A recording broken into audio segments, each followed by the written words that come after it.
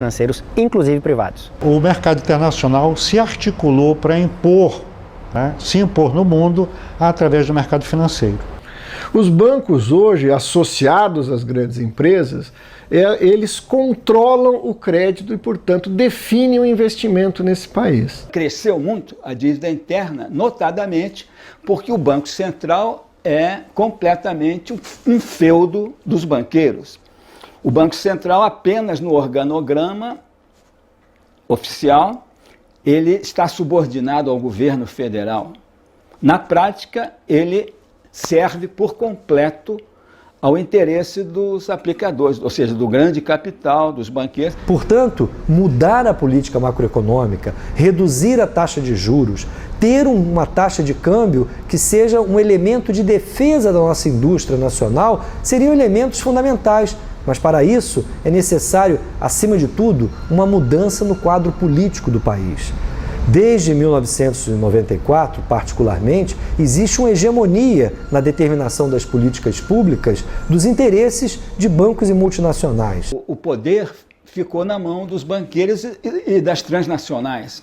Então, eles são a classe dominante, eles determinam a eleição dos políticos.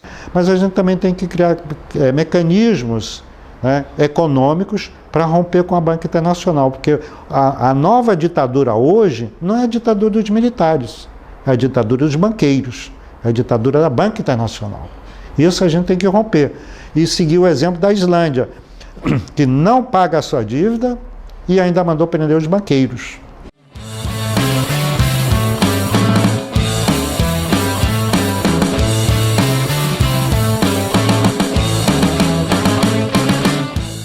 Sempre consideramos que a dívida é o principal mecanismo de dominação nas relações assimétricas norte-sul e também como um mecanismo de transferência líquida de riqueza para a burguesia. A gente percebe que as elites são impenetráveis, por mais que a gente pressione.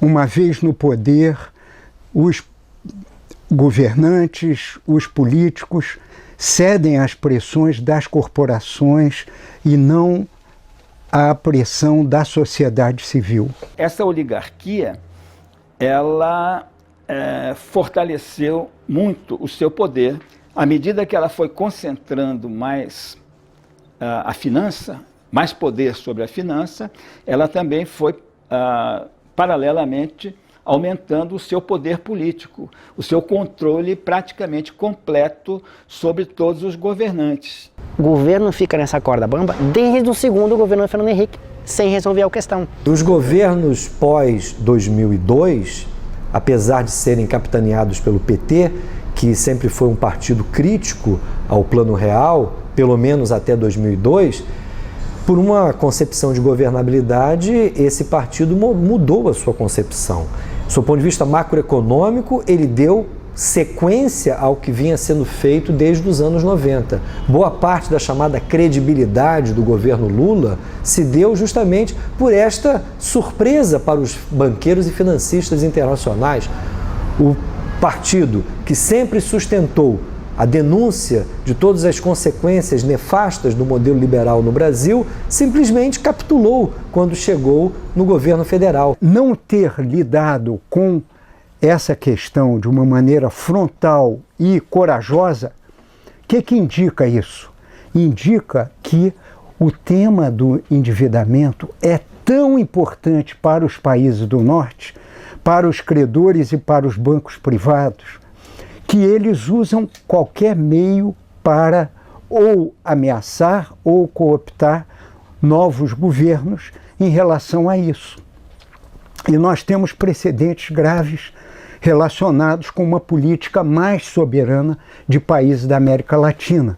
Eu menciono, por exemplo, Jaime Roldós, presidente do Equador, que em 83, depois de uma campanha vitoriosa, fantástica, uma eleição democrática sem questionamentos, como ele propunha uma gestão econômica voltada para os benefícios da população e da nação equatoriana, foi morto pela CIA, conforme está o depoimento e o testemunho do John Perkins, que é o autor daquele livro Eu Fui um Assassino Econômico. E ele diz de cátedra porque ele era um dos agentes no Equador naquela época. De modo que eu imagino que semelhantes pressões tenham acontecido com o Lula quando ele foi, em outubro de 2002, já eleito. Ele foi a Washington e aí alguma coisa aconteceu que tudo mudou. Ele nomeou o Henrique Meirelles presidente do Banco Central, e o Henrique Meirelles era o presidente do Bank Boston, que era um dos credores do governo brasileiro. Portanto, inimaginável a gente ter um presidente de banco transnacional virando gestor do Banco Central, que é a chave, né, do sistema da gestão financeira